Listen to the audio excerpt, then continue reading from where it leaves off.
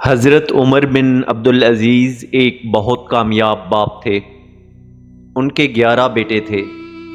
ان کی زندگی بہت غریب تھی کہ بچوں کی ضرورت بھی پوری نہیں ہو سکتی تھی، یہاں تک کہ ان کے بچوں کو کھانے پینے کی چیزیں بھی پوری نہیں ملتی تھیں۔ ایک مرتبہ انہوں نے اپنی بیٹی کو بلایا مگر اس کے آنے میں دیر لگی۔ عمر بن عبدالعزیز نے دوسری بار بلند آواز سے بلایا، بیٹی کی بجائے ان کی بیوی آ گئی۔ آپ نے پوچھا بیٹی کیوں نہیں آ رہی؟ بیوی نے جواب دیا، بیٹی جو کپڑے پہنے ہوئے تھی وہ پھٹ گئے ہیں، اب وہ ساتھ والے کمرے میں کپڑے سی رہی ہے۔ یہ وقت کا خلیفہ ہے جس کی بیٹی کے پاس بدن کے کپڑوں کے علاوہ کوئی اور کپڑے بھی نہیں ہیں۔ خلیفہ وقت کی اتنی غربت والی زندگی تھی، مگر انہوں نے اپنے بچوں کو محبت سکھائی، خدمت سکھائی، نیکی سکھائی اور بچوں کے اندر نیکی کا جذبہ پیدا کیا۔ جب عمر بن عبدالعزیز مرض الوفات میں تھے تو ان کا ایک دوست ملنے کے لیے آیا۔ حضرت لیٹے ہوئے تھے۔ ان کے دوست نے کہا، عمر بن عبدالعزیز، آپ نے بچوں کے ساتھ بھلا نہیں کیا۔ آپ نے پوچھا وہ کیوں؟ اس نے کہا، تم تو اپنی اولاد کے لیے کچھ بھی نہیں چھوڑ کر جا رہے، تم نے اپنی اولاد کے ساتھ اچھا نہیں کیا۔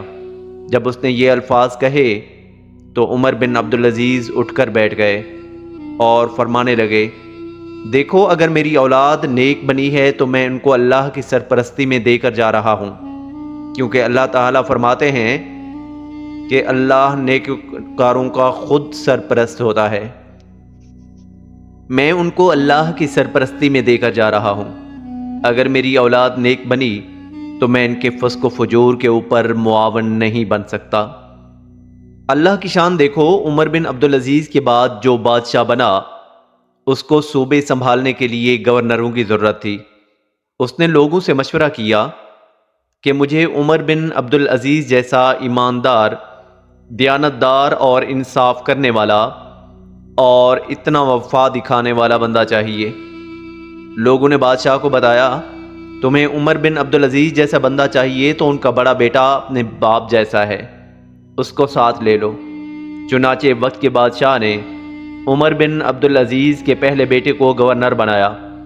جب وہ گورنر بنا، اس کے باپ نے اسے محنت کرنا سکھایا تھا، رزق حلال کمانا سکھایا تھا، دیانت اور امانت سکھائی تھی۔ اس نے اتنا اچھا کام کیا کہ چند دنوں کے بعد بادشاہ نے اس سے پوچھا کہ کیا تمہارا کوئی اور بھائی بھی ہے؟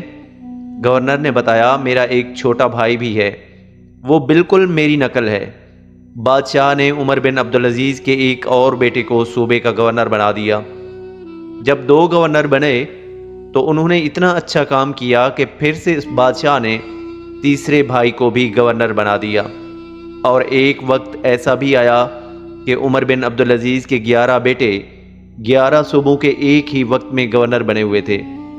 یہ ہے کامیاب باپ جس نے اپنے بچوں کو ایسی نیکی سکھائی کہ بعد میں لوگوں نے ان کے 11 بیٹوں کو ایک ہی وقت میں 11 صوبوں کا گورنر بنتے ہوئے دیکھا۔